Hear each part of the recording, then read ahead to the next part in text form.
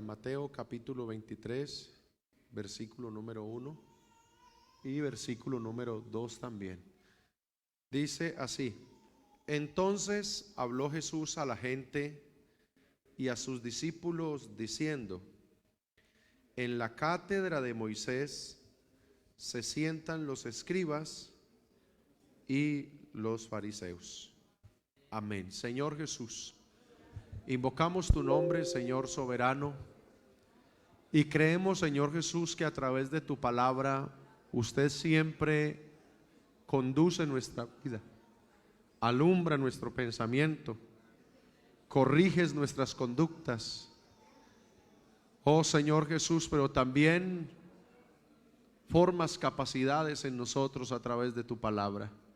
Yo te ruego que esta noche tu palabra llegue a nuestra vida y que esta serie que hoy iniciamos, Señor Jesús, sea haciendo lo que tú has determinado, Señor, en nosotros, en el nombre de Jesús. Amén. Amén. Bien pueda, hermanos, estén cómodos. Y vamos a dar inicio esta noche con una palabra, hermano, que una serie. Y cuando hablamos de una serie, hermanos, porque vamos a trabajar varios sermones, durante varios cultos vamos a trabajar esta palabra, porque tiene un objetivo, hermano, y es trabajar algo importante. Y esta palabra, hermano, la he titulado Fariseísmo siglo XXI. Cuando escuchamos la palabra fariseo, nosotros relacionamos el término fariseo porque nosotros popularmente le decimos fariseo a alguien que es falso. Así lo utilizamos nosotros en el siglo XXI para hablar de alguien que es falso, alguien que es traidor, que es engañador. Entonces decimos, este sí es mucho fariseo. Esa palabra, hermano, yo creo que usted muchas veces la ha escuchado, ojalá nunca se la hayan dicho a usted, pero en algún momento usted la ha escuchado, ¿sí o no? Y hay gente que dice, bueno, este es mucho fariseo, pero realmente no sabe ni siquiera qué es ser fariseo. ¿Sí? No sabe ni siquiera qué es ser fariseo.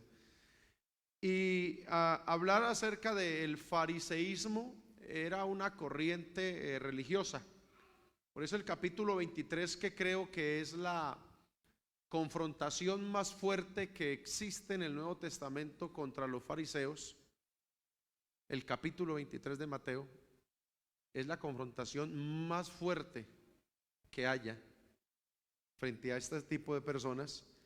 Jesús le habla a la gente, le habló a la gente, y cuando le habló a la gente, le habló a la gente y a sus discípulos.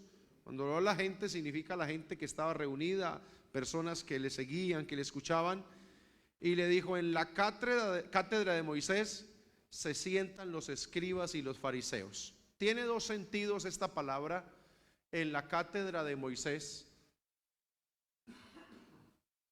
Proyécteme por favor allí el versículo, el 2.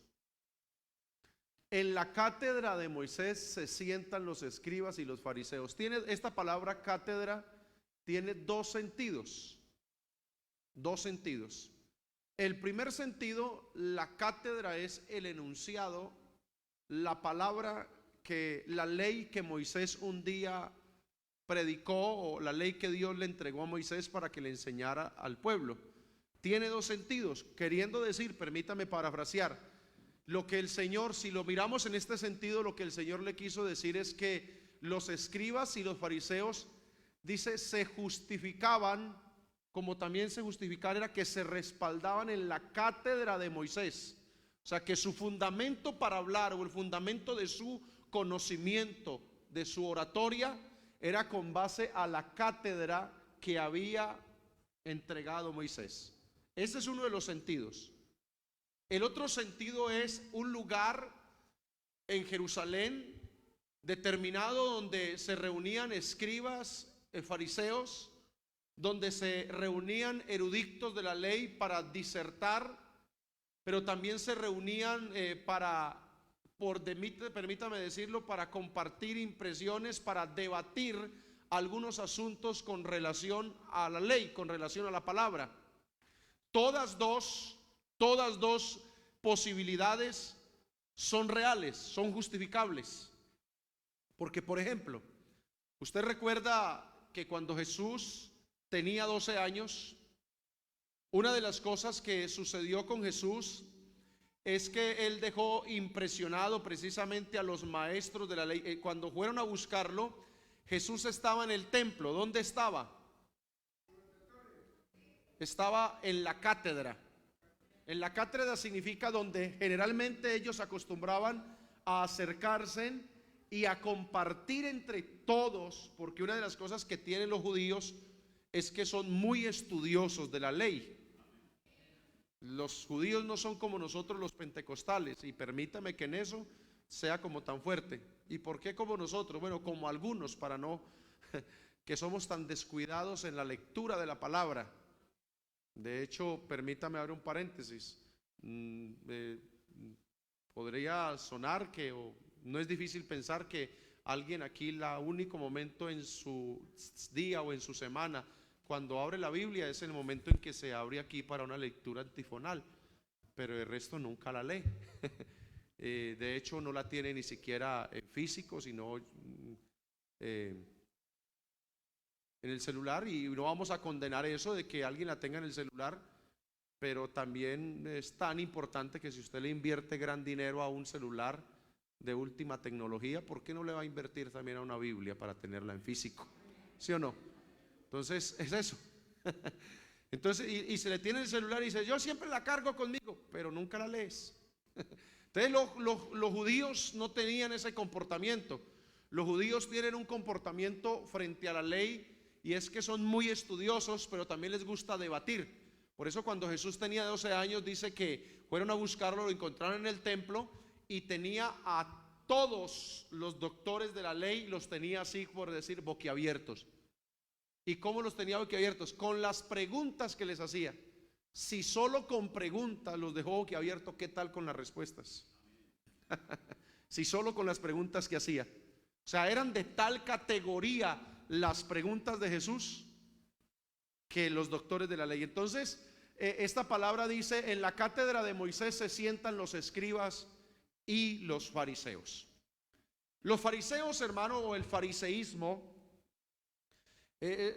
podíamos llamarlo como una secta, una denominación religiosa judía que surgió más o menos 150 años antes de Cristo manifestarse en carne.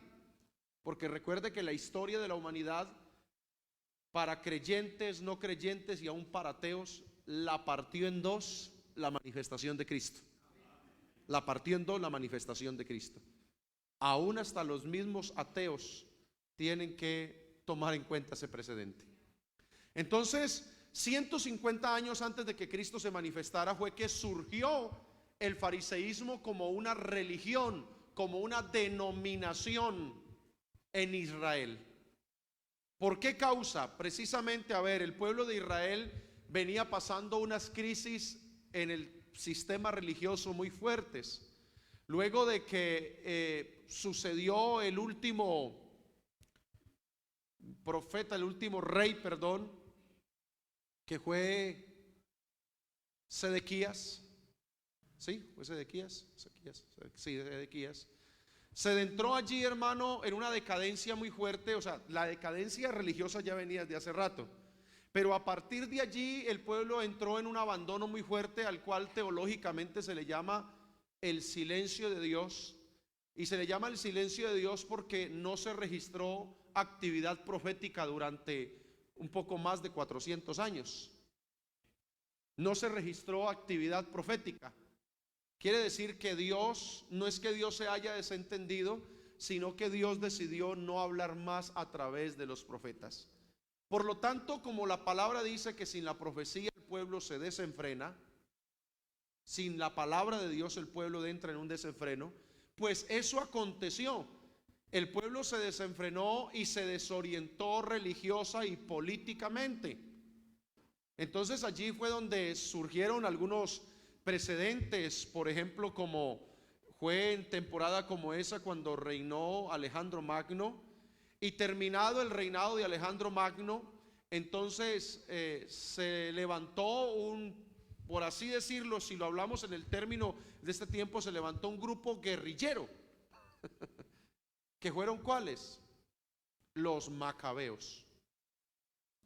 Allí están en esos libros de los macabeos, a ellos se les llama los libros apócrifos, aunque fueron históricos, pero fueron apócrifos, porque significa que no están dentro del canon bíblico, ni registran el propósito de Dios para con el pueblo. Y entonces los macabeos se levantaron con otro tipo de pensamiento, con otro tipo de principio. ¿Sí ven? Parece que fueron muy permeados por las culturas de los ismaelitas y comenzaron a tener lo que se llamaba la guerra santa. Más bien era una guerra política, más que religiosa, política. Y entonces cuando se terminó, hermano, el periodo de los macabeos, se me vuela el nombre, bueno, se levantó otro rey. Y entonces, hermano, ya después de ese rey se establecieron algunos, por así decirlo, algunas normas religiosas para con Israel. Pero entonces allí fue donde surgió la rama del fariseísmo, porque no estuvieron de acuerdo un grupo de personas descendientes precisamente de allí de los macabeos, no estuvieron de acuerdo, y se levantó entonces aquello que fue la corriente religiosa del fariseísmo. El fariseísmo, hermano, dentro de las ideas fundamentales que ellos promovían una pureza radicalista. A ver, y lo llamo así radicalista porque no era una pureza conforme a ciencia. Mateo capítulo 7 versículo 3 nos muestra el comportamiento radicalista, y que ellos, hermano, se direccionaban era a eso. Si usted me pregunta, pastor, eso más o menos de la pureza radical, ¿cómo la podemos definir? Eso era como un puritanismo, como los puritanos. Los puritanos se determinan o se clasifican por tener comportamientos muy aislados del mundo, porque ellos creen, hermano, que la contaminación está en el contacto que tengan con los demás. De allí vienen religiones como las que ustedes han escuchado. Yo creo que son los menonitas, no que vengan del fariseísmo, sino de esa corriente puritana. Por eso ellos viven más bien en colonias, apartados de la sociedad, porque creen que si viven dentro de la misma sociedad se contaminan. Ya era más o menos el pensamiento de los fariseos. Los fariseos entonces observaban la santidad de los sacerdotes levíticos, pero ellos decían que ese mismo comportamiento lo tenía que tener todo el pueblo. Ya, por eso entonces se llamaba acerca de una pureza radicalista. Mateo capítulo 7 versículo 3. No, ese no es es Marcos. Perdón. Es Marcos.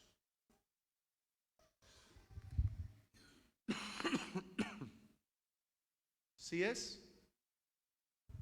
Porque los fariseos y todos los judíos, aferrándose a la tradición de los ancianos, si muchas veces no se lavan las manos, no comen. Bueno, teniendo en cuenta este contexto, porque hubo una crítica. ¿Cuál fue la crítica? La crítica que le hicieron a Jesús. Digo, pero sus discípulos comen sin lavarse en las manos. Y eso ellos lo condenaban. ¿Por qué lo condenaban de esa manera? Porque en eso se fundamentaba la doctrina y el idealismo del fariseísmo. Por eso es que ellos se creían la élite. El que no se comportaba como el fariseo, entonces era un anatema, por así decirlo, un pecador. ¿Ya?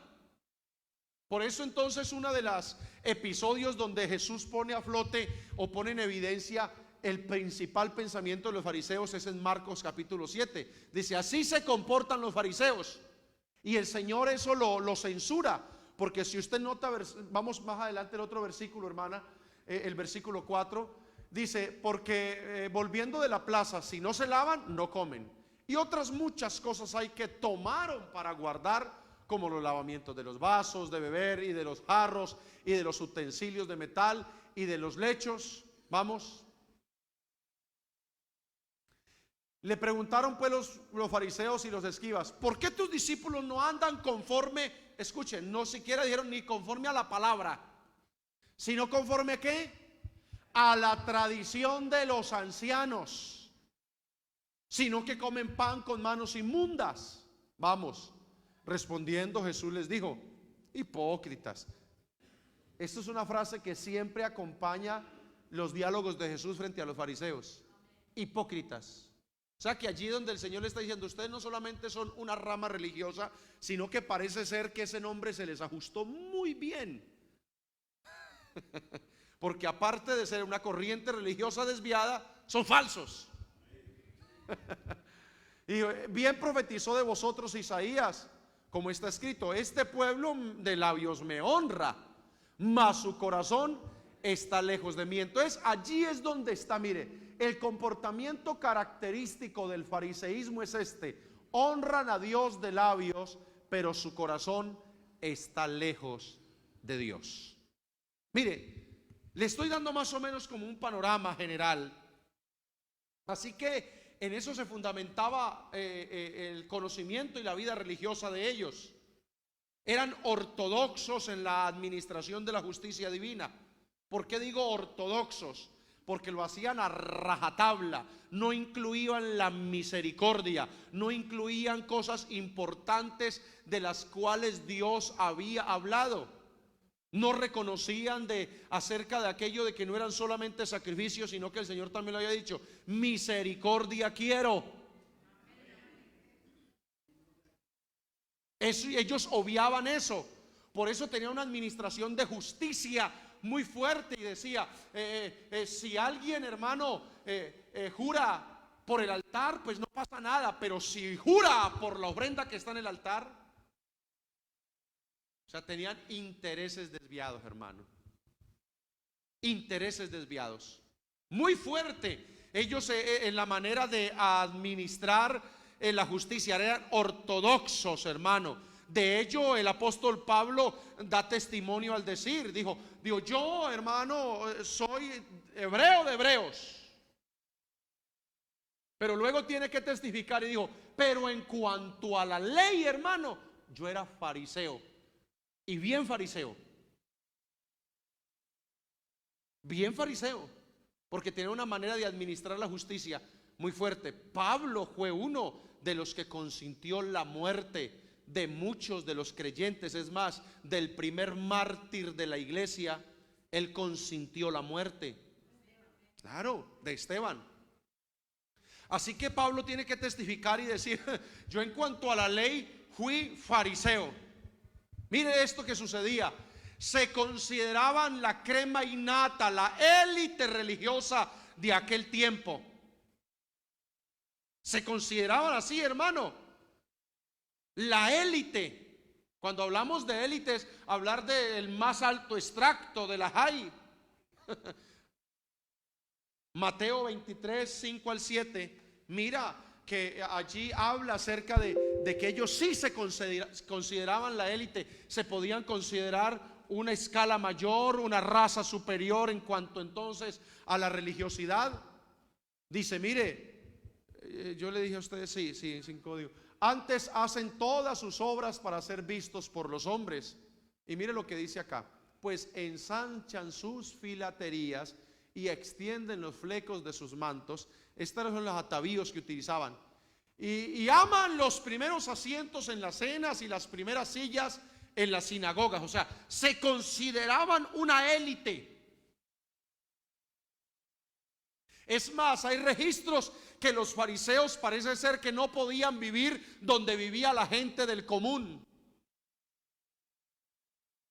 Hay registros que el fariseo no se podía mezclar con la plebe. Por eso fue que a Jesús lo censuraron y dijo: oh, con las rameras y con los pecadores come, participa, se junta con ellos. Yo qué día les expliqué a ustedes cómo era más o menos lo que sucedía cuando sucedían los banquetes. Una cosa era la cena y otra cosa era un banquete. ¿Y por qué a Jesús lo censuraron? Porque estaba en medio de un banquete rodeado de prostitutas y rodeado de hermanos, de una cantidad de gente, de ladrones, ladrones publicanos, hermano, y lo censuraron. ¿Por qué? Porque el fariseo no se podía juntar con la plebe, porque se le pegaba seguramente. ¿Por qué? Por su concepto que tenían de la pureza radical. Así que se consideraban la élite religiosa de aquel tiempo. Hacían parte de algo que se llamaba el Sanedrín. El Sanedrín era una especie de corte suprema, donde ellos juzgaban, donde ellos administraban justicia, hermano. De hecho, esa corte fue la que hizo el juicio de Jesús. De hecho, estaba revisando, porque a ver, me gustó hacer un análisis una vez que estuve en la cárcel, acerca de la legalidad del juicio de Jesús. Porque a Jesús le hicieron un juicio, pero resulta de que el juicio de Jesús fue ilegal. ¿Y sabe por qué fue ilegal? Porque, ¿cómo le parece que cometieron varios desmanes, cosas improcedentes? Y una de ellas fue que le juzgaron en horas inapropiadas. Que ni siquiera a los escribas y fariseos le era permitido usar ese horario para juzgarlo. O sea que con Jesús ellos violaron el debido proceso. Yo estaba haciendo ese estudio pues desde mi posición de preso, desde mi posición de conocer un poco entonces la parte jurídica. Un día le hice un análisis y oiga, mano, que tantos abusos cometieron en el juicio de Jesús, pero en eso no vamos a entrar a punto. Ellos fueron, hermano, esa corte fue la que determinó, hermano, sobre Jesús. El Sanedrín era esa corte suprema, y ellos, hermano, tenían inclusión en ellos. Tanto los escribas como los fariseos estaban, hermano, hacían parte. Dice que el Sanedrín se componía más o menos de 70 hombres honorables más el sumo sacerdote. Las 71 personas que vivían en toda la nación y que eran muy honorables, o sea, que eran de la élite. O sea, la élite era la que cogía y juzgaba al pueblo. Pero se han evidenciado en muchos juicios extrabíblicos, aún en el juicio de Jesús es la prueba máxima, pero en muchos juicios extrabíblicos que quedan registrados, que los escribas y los fariseos cometieron algo que se llama prevaricato. ¿Usted sabe qué es el prevaricato? ¿No? Administrar justicia fuera de la ley. O sea, condenar a alguien sin una ley. Y hubieron muchos registros de los fariseos que hicieron prevaricato. Con Jesús lo hicieron, administraron justicia fuera de la ley. O sea, quiere decir que ellos favorecían al que a ellos les parecía, pero al que no, pa' la horca, mijo. O pa' la horca no, apedrearlo, porque ese era los métodos que el método más frecuente o permitido por ellos, el apedreamiento. Porque la crucifixión no era un método de tortura de los judíos, era de los romanos. Amén. Por eso a Jesús lo condenaron, ¿quiénes? Los judíos. Pero ¿quiénes lo mataron? Los romanos. Porque ellos mismos en su juicio a Pilato le dijeron, Pilato les dijo, júzguenlo según sus leyes. Y dijo, pero es que a nosotros no nos es permitido dar muerte. O sea, nosotros lo juzgamos, pero mátenlo ustedes. Mátenlo ustedes. Así que ellos en sus manos tenían el veredicto sobre el equivocado y eran implacables. La primera mención de ellos en el Nuevo Testamento, hermano, la hace Juan el Bautista. Juan el Bautista hace la primera mención de ellos por el capítulo 3 de Mateo, versículo 7. Pero me parece tan particular la manera como Juan se refiere a ellos. ¿Cómo se refiere a ellos? Yo creo que esa palabra usted se acuerda. Porque comenzó Juan a bautizar y salía mucha gente, pero dentro de ellos se colaron ¿quiénes? Los escribas y los fariseos. Y cuando Juan el Bautista los notó, ¿cómo les llamó? Generación de víboras. Dice, hermano, pero qué cosa tan tremenda, ¿cierto? Al ver él que muchos de los fariseos y de los saduceos venían a su bautismo, les decía, imagine, venían a bautizarse. Hermano, uno viene a bautizarse acá a alguien, hermano, pues uno, cierto, hay un alma que llega al Señor, Pero mira el Juan cómo lo recibía. ¿Qué razón tendría Juan para recibirlos así? De tal manera que iban a ser bautizados y el Juan les recibió de esta manera: bienvenidos, generación de víboras. Dice mi hermano, no le dan ganas ni de convertirse. Con el recibimiento de Juan. Por eso, pastores, que yo soy de ese tipo de cristiano que trato mal a la gente. Es que hay gente, hermano, que se agarra de cosas que no son. Generación de víboras.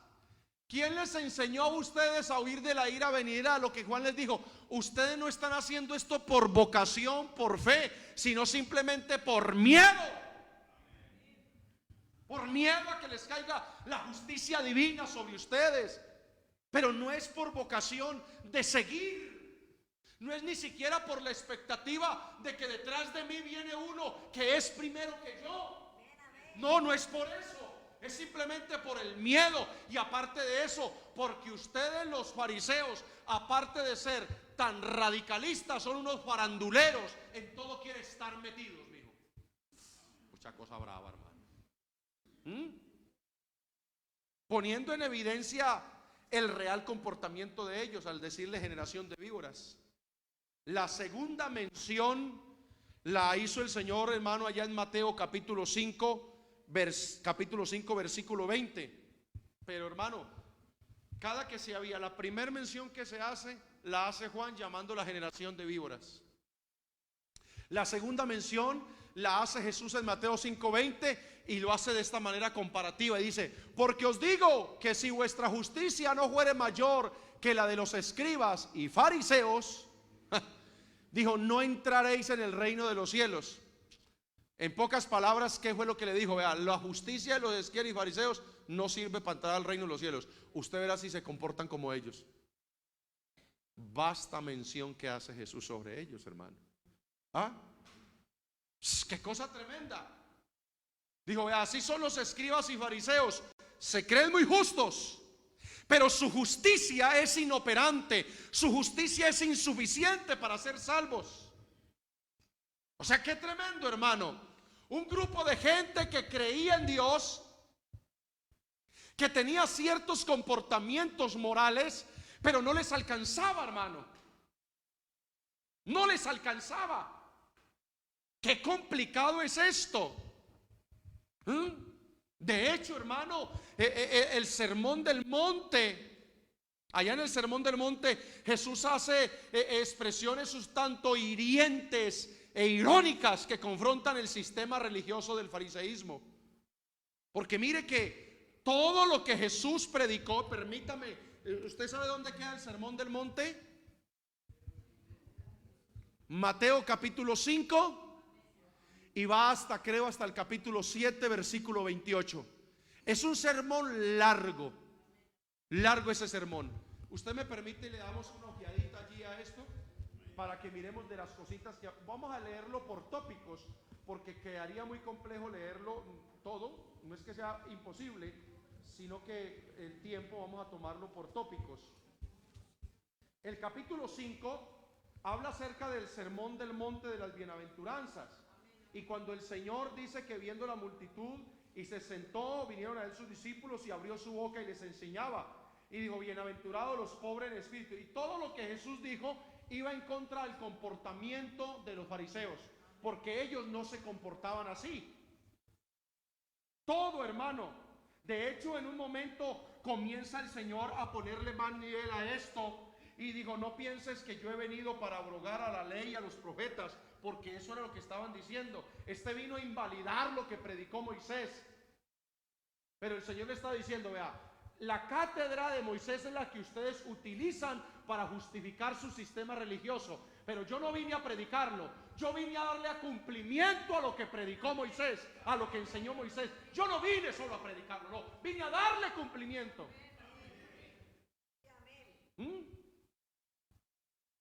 Entonces comienza esto a ponerse de tono, y ya por allá hay un tópico que dice Jesús y la ira, y dice, oíste que fue dicho, y comienza ese juego de palabras en oíste que fue dicho, pero yo os digo. Eso fue unas bofetadas muy fuertes para el fariseísmo. ¿Sabe por qué? Porque cuando el Señor dice, oíste que fue dicho, estaba atacando las costumbres precisamente de todo el sistema fariseo. Dijo, oíste que fue dicho. Cuando el Señor le dice a la multitud, oíste que fue dicho, la pregunta es, ¿de quiénes habían escuchado ellos eso? ¿De quiénes lo habían escuchado? De ellos. Cuando el Señor dijo, oíste que fue dicho, pero yo os digo, o sea, estaba cogiendo y poniendo en tierra las costumbres de los fariseos, y eso les ardía el alma. Les ardía el alma, hermano. Se les alborotaban sus demonios.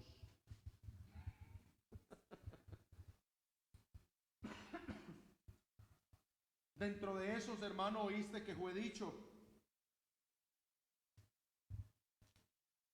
Aparecen, hermano, explicaciones sobre el amor. Se habla sobre el adulterio y el divorcio. Se habla sobre los juramentos, sobre las limosnas, sobre la oración, sobre todo lo que ellos practicaban. Porque cuando usted ve que Jesús habla de la oración, inmediatamente dijo, vea, ustedes no sean como esta gente. Aman orar en público y les gusta usar repeticiones y piensan que por su palabrería serán oídos. O sea, hermano, Jesús se fue de frente. Jesús no se fue sesgado, no se fue de forma transversal, se les fue así ya. De una, de frentolín, dijo el otro. ¿Ah? Así que el sermón del monte, hermano, tiene expresiones muy directas que confrontan el sistema religioso de ese tiempo. Cuando ya concluye, hermano, el sermón del monte en el capítulo 7, si es el capítulo 7 o el capítulo 6, sí, capítulo 7, y el versículo 28 y 29, dice que cuando terminó Jesús estas palabras, la gente estaba muy admirada, muy sorprendida de esa doctrina. Primero sorprendidos porque sabían la procedencia de Jesús, porque cuántas veces a Jesús no le dijeron, bueno, no es este el hijo del carpintero, no está con nosotros su madre y sus hermanos, ¿de a dónde tiene él estas palabras? ¿De a dónde tiene él estos hechos, estos milagros? Fue censurado y la gente se quedó admirada y dijo, ¿cómo es que el hijo del carpintero nos va a salir con esta? ¿Cómo es que el hijo del carpintero va a venir y va a tirar por tierra todo lo que la gran élite del fariseísmo ha dicho? Y lo más tremendo es esto, que no solamente fue un discurso vago, sino que fue un discurso con una autoridad que caló, que convenció a las personas, hermano, que estaban reunidas. Y entonces dijo, vea, y admirado de su doctrina, y es más, dijo, vea, esta enseña, no como los fariseos, le hicieron un comparativo. Digo, ay, este no es como los fariseos. Digo, este sí enseña como quien tiene autoridad. La pregunta es, dijeron que enseñaba como quien tiene autoridad, ¿por qué? Por su léxico, por la gesticulación, por la modulación de su voz. Porque, permítame, abro un paréntesis allí, porque a veces nosotros confundimos la autoridad de la palabra con la modulación de la voz, que si el pastor predica, eso es autoridad. Eso no, eso es una modulación de voz. La autoridad de la palabra no está en la modulación de la voz, no está en cuántas veces se baje del altar andando. Sí, pues yo me hago autocríticas. Que pronto alguien dirá, el pastor sí tiene autoridad, mire que se le acerca a uno. No, esa es mi modalidad de predicación. Pero la autoridad de la palabra no consiste en la modulación. Por eso es que hay muchos predicadores que se equivocan, porque piensan que la autoridad está cuando se suena al púlpito, a ver, aleluya, a ver, digan gloria a Dios. Eso no es autoridad. La autoridad es cuando la persona, hermano, lo que predica lo vive. Eso sí es autoridad. Ya. O sea que cuando miraron a Jesús le digo, oiga, este no es como los fariseos. Y dice, ¿y por qué? Digo, porque es que los fariseos hablan tan bonito pero viven tan feo. Y este Jesús quizás no habla tan bonito, quizás no tiene el léxico de los fariseos, pero vive muy bien, vive bonito. Por eso aquí es más importante, más de lo que tú dices, es cómo vivas lo que tú crees. Porque hay gente que sí predica lo que cree, pero no vive lo que cree. Por eso, hermano, es que no son capaces de impactar a nadie, y para ganarse un alma se gana más fácil un gato con 1 kilo de pellejos, hermano, que ese pobre paciente con la vida que lleva, hermano. Bueno, pero yo no voy a entrar más a ese punto porque estoy aquí haciendo una exposición de quién eran los fariseos. Tranquilo que ahorita damos aplicaciones. Y entonces, hermano, allá en el capítulo 7 y versículo 28 y 29, ellos dicen: ay, vea, cuando termina, hermano, con esas palabras, como finaliza y como la gente acepta a Jesús en esa conclusión de impresión de la multitud, y que se admiraban de la doctrina porque les enseñaba como quien tiene autoridad. Entonces hace énfasis en decir que Jesús no era como los escribas, que Jesús no era como los fariseos. Eso fue lo que generó una tremenda envidia, una envidia férrea en los fariseos.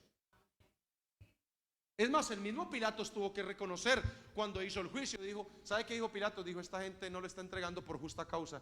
Dijo: los consume la envidia. Pilatos dijo: yo sé que por envidia es que lo entregan. Qué cosa tan brava, ¿cierto? Yo creo que usted ya está comenzando a mirar hacia dónde es que nos está enfilando esta palabra. Yo creo que usted ya está comenzando a mirar hacia dónde, hermano, es que nos está, enfilando esta palabra. Cuando usted va, hermano, a Marcos capítulo 15, versículos 9 y 10, allí está representado esto. El mismo Pilatos dijo: hombre, esta gente es muy envidiosa. Estos fariseos, hermano, son envidiosos también. Y Pilato le respondió diciendo: ¿queréis que os suelte al rey de los judíos? Porque conocía que por envidia le habían entregado los principales sacerdotes. O sea, Pilato tenía una intuición tremenda, hermano. Claro, Pilato ya, hermano, es que Pilato tuvo que lidiar con el fariseísmo. Pilato, ¿quién era? A ver,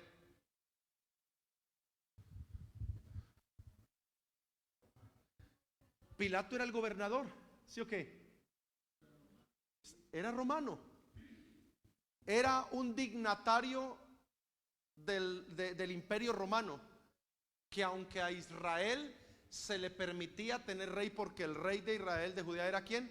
Herodes. Les permitían tener rey, pero era un reino vasallado, tributado, sometido.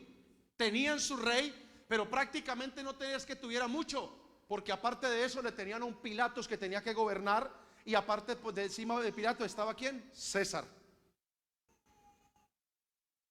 Pilatos había tenido que gobernar, hermano, con la fastidiosísima corriente de los fariseos. Pilatos sabía que decía: ay, qué gente tan insoportable estos fariseos. No, es que dijo que es que era rey de los judíos, se está levantando contra el César. Pero eso no se lo comió Pilatos. Pilatos dijo: a mí no me van a meter los dedos a la boca. Sí, fue que blasfemó. A mí no me van a meter los dedos a la boca. Digo: yo sé que por envidia es que le han entregado. Digo: pura y física envidia. Oiga, qué tremendo esa composición de vida, la realidad del trasfondo de los fariseos. Por eso, hermano, es que el clímax de esta situación, hermano, es la llegada de Jesús a Jerusalén. Porque cuando Jesús llega a Jerusalén, hermano, se generan las confrontaciones con los fariseos, hermano. Y se encuentran, hermano, allí entonces las confrontaciones más frecuentes. Por eso es que allí es donde surge, después de la entrada de Jesús a Jerusalén, es donde surge el capítulo 23. Jesús los tuvo ahí en pleno VIP. Digo, así los quería tener a toda esta parranda de fariseos, un ticos para cantarles la tabla. Y como Jesús también tenía algo, y era que él tenía pelos en la barba, pelos en la cabeza, pero no tenía pelos en la lengua. De allí fue donde yo adopté eso. Bueno, a mí no me dio barba el Señor, eso sí, gracias a Dios. pero no tengo pelos en la lengua tampoco para decir. Bueno, y aprendo a decir las cosas también, ¿no? Entonces resulta de que la llegada de Jesús a Jerusalén, hermano, esto detonó. Y más en el capítulo 23, hermano, porque en el capítulo 23, hermano, Jesús desnuda ante el pueblo el despreciable comportamiento de los fariseos. Vamos a leerlo, capítulo 23, vamos a leerlo para que usted vea y usted dirá, uy, con razón, hermano, se pegaron esa calentada tan terrible. Porque ellos ya venían con el corazón picado, Mateo 23. Ellos ya venían con el corazón picado. Ellos ya habían, hermano, proyectado matarle. A ellos les ardió mucho el corazón cuando Jesús sanó a ese ciego, ¿se acuerda? Que a partir de allí, hermano, ellos, hermano, dice que propusieron matarle. A ellos les dolió mucho cuando ese paralítico lo llevan 4 amigos y cuando lo ponen delante de él, Jesús, hermano, ¿qué es lo que les dice? Tus pecados te son perdonados. Y dice, pero ¿quién es este para perdonar pecados, hermano? Oiga, es que, hermano, les ardía tremendamente, tremendamente, porque Jesús hablaba cosas muy directas. De ejemplo, ellos malinterpretaron cuando Jesús habló acerca de la destrucción del templo y dijo que lo derribaría, y dijo, se va a meter, hermano, con nuestra joya, se va a meter usted, hermano, con nuestro monumento nacional, que es el templo, y que es que lo vas a derribar. Entonces, hermano, eso fue una cosa. Entonces allí es donde surge este enunciado tan tremendo. Entonces dice, entonces habló Jesús a la gente y a sus discípulos diciendo, le va a poner mucho cuidado porque es que esto es una cosa brava. En la cátedra de Moisés se sientan los escribas y los fariseos. Así que todo lo que os digan que guardéis, guardadlo y hacedlo. Pero mire lo que dice, mas no hagáis conforme a sus obras, porque ellos dicen y no hacen. Porque atan cargas pesadas y difíciles de llevar y las ponen sobre los hombros de los hombres, pero ellos ni con un dedo quieren moverlas. Uy, hermano, esa es mucha desnudada que les mete Jesús. Antes hacen todas sus obras para ser vistos de los hombres, por los hombres, pues ensanchan sus filaterías y extienden los flecos de sus mantos, y aman los primeros asientos en las cenas y las primeras sillas en las sinagogas y las salutaciones, o sea, los discursos en las plazas. Les fascinaba eso, y que los hombres los llamen rabí, o sea, que los llamen con honor. Ojo. Pero vosotros no queráis que os llamen rabí, porque uno es vuestro rabí, vuestro maestro, el Cristo, y todos vosotros sois hermanos. Y no los llaméis Padre vuestro a nadie en la tierra, porque uno es vuestro Padre, el que está en los cielos. Ni seáis llamados maestros, porque uno es vuestro maestro, el Cristo. O sea, estaba derribando toda esa élite en la cual ellos se habían reposado. Toda esa fama, esa gloria de la que ellos se alardaban. Les digo, quitémosles todo esto. El que es mayor de vosotros sea vuestro siervo. Eso no sucedía con ellos, porque el que se enaltece será humillado, y el que se humilla será enaltecido. Mas, ay, hermano, y ahí es donde comienza, porque usted sabe que he escuchado al hermano Eliu, que estaba hablando algo de los ayes, ¿cierto? Que mencionó para ahí un mensaje. Dios, mas ay de vosotros escribas. Ese ay, eso no es de, esta palabra hay aquí escrita, este signo de admiración no es de impacto, sorpresa, ni admiración, sino más bien de estupor, de execración, de dolor. Dijo, ¡ay de vosotros, escribas y fariseos, hipócritas! Porque con ese comportamiento es que ustedes cerráis el reino de los cielos delante de los hombres, pues ni siquiera entran vosotros, ni dejáis entrar a los que están adentro. O sea, son un estorbo. Dice, hermano, venga, qué complicado. Y esta gente creyéndose los religiosos, los más consagrados. ¡Ay de vosotros, escribas y fariseos! Otra vez, eso duele mucho. ¡Hipócritas! Porque devoráis las casas de las viudas, y como pretextos hacéis largas oraciones. Por esto vas a recibir mayor condenación. Uy, hermano, vuelve otra vez. Ay, oiga, hermano, eso sí ya duele.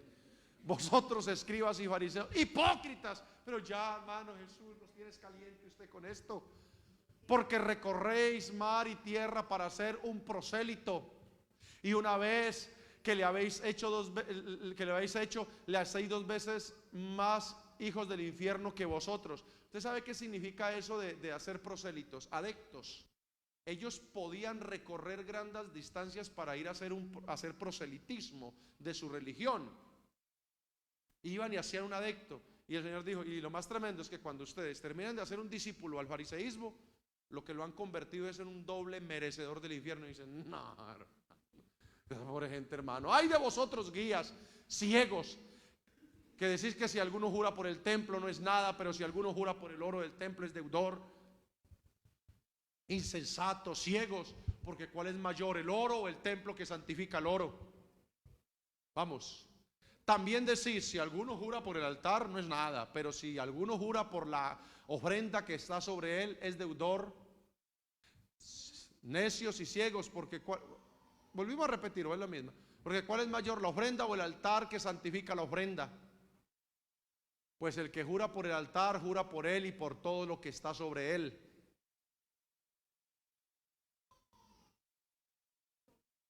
¿Se quedó pegado? Ay, hermano. Y el que jura por el cielo, jura por el trono de Dios y por aquel que está sentado en el trono también. Y vuelve otra vez y la retoma. Dijo, ay de vosotros, escribas y fariseos, hipócritas, porque diezmáis la menta, el eneldo, el comino, y dejáis lo más importante de la ley, la justicia, la misericordia y la fe. Esto era necesario hacer. ¿Qué era necesario hacer? Exactamente, esto era necesario hacer, sin dejar de hacer aquello. ¿Qué? La justicia. Guías ciegos que coláis el mosquito, pero se tragan el camello. Hermano, ay de vosotros, escribas y fariseos hipócritas, porque limpiáis los de afuera del vaso y del plato, pero por dentro estáis llenos de robo y de injusticia. Fariseo ciego, limpia primero lo de dentro del vaso y del plato, para que también lo de fuera sea limpio. Hermano, esto va subiendo de tono. Mire, ay de vosotros, escribas y fariseos hipócritas, porque os parecéis a sepulcros blanqueados. No, hermano, eso es un nivel muy bárbaro ya. ¿Usted no ve cómo el Señor va subiendo el tono? Va subiendo el tono, ¿sí o no? Comienza aquí y comienza a subirlo, a subirlo, a subirlo. Y dice, hermano, pero yo creo que esa gente ya así como cuando uno le dicen las verdades y le ponen las orejas rojas, que se va poniendo uno colorado. ¿A usted no le ha pasado cuando le han dicho algo y usted pone como coloradito? Pero es mejor, dijo el dicho colombiano, que es mejor colorado un ratico y no, ¿qué? No pálido o morado toda la vida. Soy semejante a sepulcros blanqueados. Oiga, eso es mucha comparación. Digo, porque si hay algo bonito son los sepulcros por fuera. Yo he visto sepulcros hasta con oro. Yo he visitado unas tumbas muy elegantes. Claro que no me han dado ganas de morirme. No, que por estar en la tumba nada. Pero he visitado unas tumbas elegantes, bonitas, de las así elegantes. Por ejemplo, yo fui a Tulcán, hermano, y por muy bonito que sea un cementerio, no me dio ganas de morirme tampoco allá. Unas tumbas elegantes.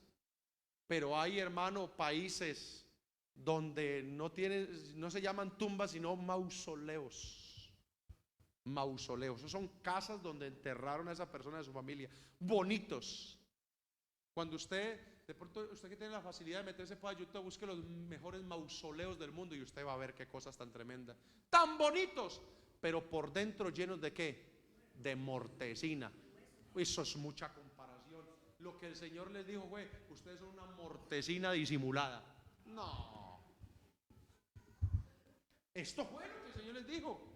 Ustedes son una mortecina disimulada. Por fuera están tan hermosos con sus filaterías, con sus flecos, con sus vestidos que representan la autoridad, pero por dentro están podridos. Porque le aseguro que usted quiere tomarle una foto al sepulcro, pero no quiere tomarle a lo que está dentro. A usted le parecerá bonito el sepulcro por fuera, pero por dentro no. No, hermano. Dijo, así son ustedes semejantes. Se muestran hermosos, mas por dentro están llenos de huesos, de muertos y de toda inmundicia. ¿Será que lo dejamos ahí? Eso está muy bravo. Dijo, así también ustedes, por fuera la verdad se muestran muy justos a los hombres, pero por dentro están llenos de hipocresías, de iniquidades. Dejémoslo ahí. Dejémoslo ahí. Porque de pronto alguien me dice, ay, pastor, me está como doliendo la cintura, mucho juguete. No, estoy contándole los que el Señor les dijo a los fariseos. Todavía no les he dicho lo que el Señor les mandó a decir.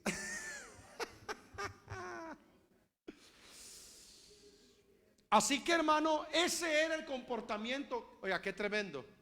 No estamos hablando de gente, hermano, pagana.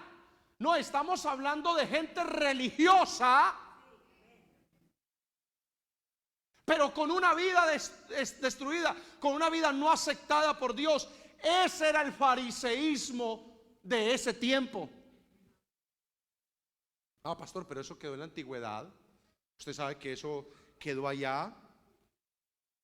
¿Sabe usted que el fariseísmo no está extinto? O sea, no se ha extinguido.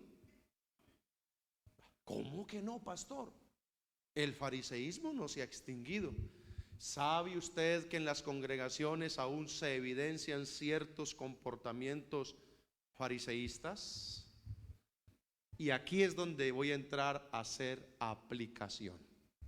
Porque ya miramos cómo se comportó el fariseísmo y cómo en lugar de ser una bendición para la nación, se había convertido en un tropiezo, en un mal para la nación. ¿No se supone que la gente religiosa debe de bendecir al pueblo? ¿Debe de ser una bendición? ¿Cómo es posible que esta gente, en lugar de ser bendición, fuera una contrariedad?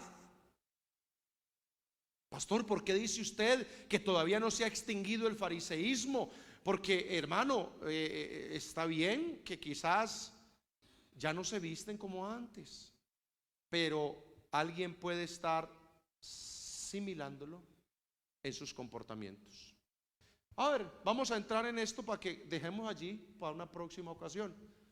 ¿Cómo identificarlos? Porque Jesús los mostró y dijo, identifiquen estos fariseos, véanlos, así son, mírenlos. La pregunta es, ¿cómo identificar el fariseísmo del siglo XXI? Voy a dejarles un pequeño párrafo de abrebocas y por ahí nos vamos a ir la próxima. No, ya no voy a venir en la próxima, pastor, es muy dura la situación. No, yo no te estoy diciendo fariseo, estoy haciendo una exposición de cómo era el fariseísmo, pero también voy a hacer una exposición de cómo se comporta el fariseísmo en ese tiempo y cómo podría usted de pronto estar cayendo en el fariseísmo del siglo XXI. O sea que usted nos convocó aquí para decirnos fariseos, de ninguna manera. Os amo. Pero os amo tanto que les estoy diciendo hay una corriente peligrosa en la cual si nos descuidamos podemos caer. ¿Cómo identificar el fariseísmo en el siglo XXI? Primero, usted los califica porque son perseguidores del equivocado. Al fariseo le gustaba perseguir al equivocado. Usted nunca ve en el Nuevo Testamento a los fariseos exhibiendo la justicia de alguien. No, su propia justicia sí. Ah, no, porque ellos para exhibir su propia justicia eran muy buenos, pero eran perseguidores de los equivocados. Perseguidores. A Jesús lo mantenían así con lupa, hermano. Por allá los vieron con los discípulos comer espigas y digo, ¡ay, comieron espigas! Sanó a un hombre, ¡ay, sanó a un hombre! No se lavaron las manos, ahí se lavó las manos. Le perdonó los pecados a un hombre, ahí se los perdonó. Y así, hermano, eso tenía una vea, eso le tenían, hermano, la perseguidora. El fariseo del siglo XXI también se caracteriza por eso. Mantiene detrás del equivocado. Y por mantener detrás del equivocado es que descuida sus propios errores.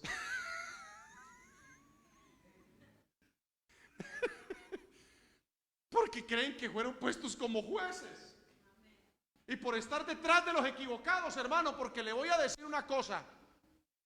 No se dan cuenta de lo que sucede en la iglesia, pero sí se dan cuenta de cuántas equivocaciones del hermanito tal. Oiga, una cosa tremenda. Uno le pregunta, ¿qué se predicó? Ah, no, a mí se me olvidó. Pero vaya a ver, hermano, que eso se da cuenta. Eso es feo. Feo.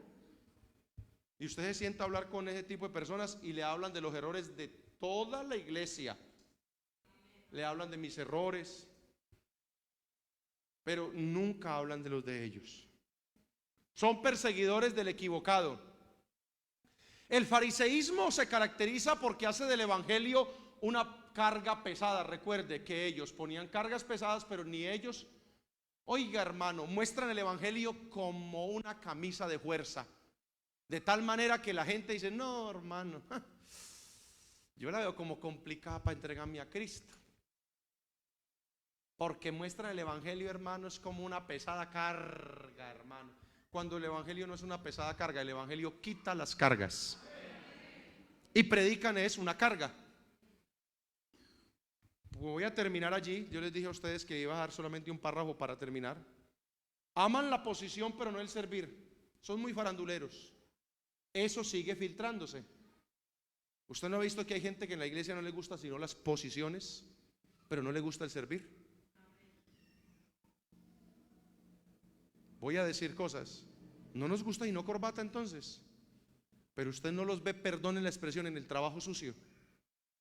En el evento usted los ve si toca ir a dirigir, si toca ir a predicar, si toca pero usted nunca lo ve moviendo una silla, limpiando algo, yendo del necesitado, hermano, levantando al caído. No, siempre todo es escenario y farándula. Exancha sus filaterías, ama. No, hermano, eso, ¿para qué va uno ser religioso si no tiene una vida de servicio? ¿Ah? Aman ser vistos. Es que ahora le dan ganas de seguir, pero no, está muy tarde, hermano. Pero les voy a decir una cosa aquí, porque vamos a mirar eso. ¿Cómo identificar el fariseísmo en el siglo XXI? El fariseísmo se caracteriza por esto. Se visten de una apariencia de celo de Dios, pero un celo sin ciencia. Es que yo soy muy celoso de las cosas de Dios. Usted sabe qué significa eso, ¿no? ¿Qué significa eso en el lenguaje de señas? Venga, no. Eso significa ¿qué? Entre comillas, ¿cierto? O supuestamente. Supuestamente son muy, pero muy celosos. Y yo lo digo porque yo he tenido que lidiar con el fariseísmo del siglo presente. Yo he visto gente, hermano, que ellos son su santidad. Y luego Dios me ha tenido, hermano, que permitir confrontarlos, no solo con errores pasados, sino con errores que siguen cometiendo. Y uno dice, qué cosa tan tremenda, esta gente que se cree tan celosa de Dios. Pero como dijo Pablo, dijo, tienen celo, pero luego ¿qué dijo? Y eso fue lo que el Señor les criticó a Israel, ¿cierto? A través de Pablo dijo, esta gente es celosísima, parece ser muy celosos, pero el celo de ellos no es conforme a ciencia. Pastor, ¿y qué eso de celo conforme a ciencia? Lo dejamos para la próxima, que ahí vamos a entrar a explicar. Que Dios nos guarde. Que Dios nos guarde, hermano, de nosotros caer en eso. ¿Sabe por qué? Porque esos son esos tipos de iglesias, hermano, que tienen la tendencia más a decrecer que a crecer. Que iglesias que no son ni atractivas para Cristo ni atractivas para el pecador. Y esta iglesia tiene que ser atractiva a Cristo, pero también tiene que ser atractiva para el pecador. Sí, Señor. ¿Se quiere poner usted de pie? Nosotros ya colectamos ofrenda, no nada. ¿No? ¿Y por qué no me habían dicho? Yo era parado más rato, hermano. Más rato. Bueno, yo creo que no se dio a entender el Señor, ¿cierto?